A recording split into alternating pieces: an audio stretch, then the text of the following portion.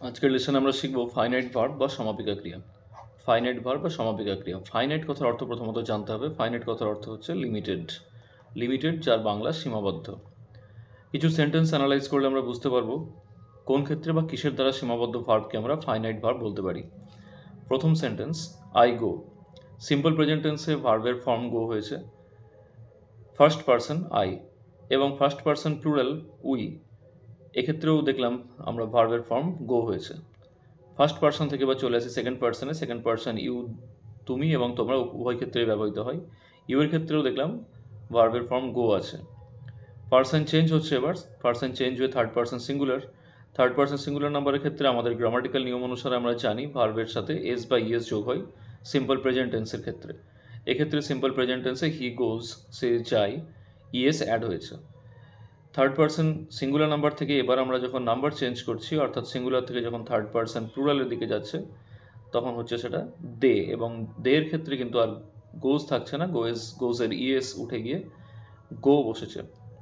এবার যখন আমরা টেন্স চেঞ্জ করছি, অর্থাৎ ক্রিয়ার কাল চেঞ্জ করছি, তখন দেখলাম সেই গো বা গোজ কিছুই না হয়ে, যে ক্ষেত্রে টেন্স চেঞ্জ হয়ে কন্টিনিউয়াস প্রেজেন্ট কন্টিনিউয়াস টেন্সে হয়ে গেল I am going.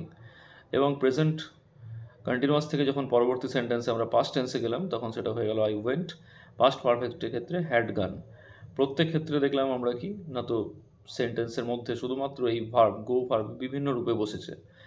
Go verb নির্দিষ্ট কিছু বিষয়ের ওপর কেন্দ্র করে চেঞ্জ হলো। কী কী বিষয়ের ওপর? প্রথমত টেন্স, অর্থাৎ ক্রিয়ার কাল, ক্রিয়ার কালের ওপর ভিত্তি করে চেঞ্জ হলো।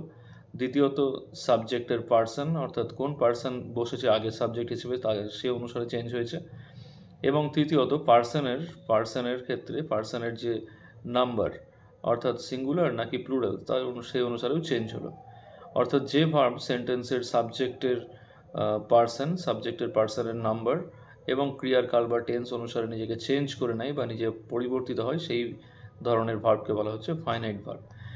ঠিক একইভাবে এর উল্টো, অর্থাৎ যে ভার্বটি ইত্যাদির দ্বারা, অর্থাৎ টেন্সের দ্বারা, ক্রিয়ার কাল বা টেন্সের দ্বারা, পার্সন এবং পার্সনের নাম্বার এর দ্বারা পরিবর্তিত হয় না, অর্থাৎ প্রত্যেক ক্ষেত্রে একই রকম অবস্থায় থেকে যায়, এগুলির চেঞ্জ ঘটলেও তাকে বলা হয় ইনফাইনাইট ভার্ব। ইনফাইনাইট ভার্ব বা কোথাও কোথাও নন ফাইনাইট ভার্বও বলা হয়ে থাকে। তাহলে আমরা বুঝতে পারলাম ফাইনাইট অর্থাৎ সীমাবদ্ধ বা অধীনে থাকা ভার্ব, ইনফাইনাইট মানে সীমাবদ্ধ নয় যে ভার্বগুলি সেইগুলি। ইনফাইনাইট বা নন ফাইনাইট ভার্বকে আমরা তিন ভাগে ভাগ করে থাকি, ওটা পরবর্তী ক্লাসে আমরা শিখব। আমরা কী কী ভাগে ভাগ করে থাকি? একটা হচ্ছে ইনফিনিটিভ, INFINITIV, ইনফিনিটিভ। সেকেন্ড হচ্ছে জির্যান্ড, অ্যান্ড থার্ড হচ্ছে পার্টিসিপল।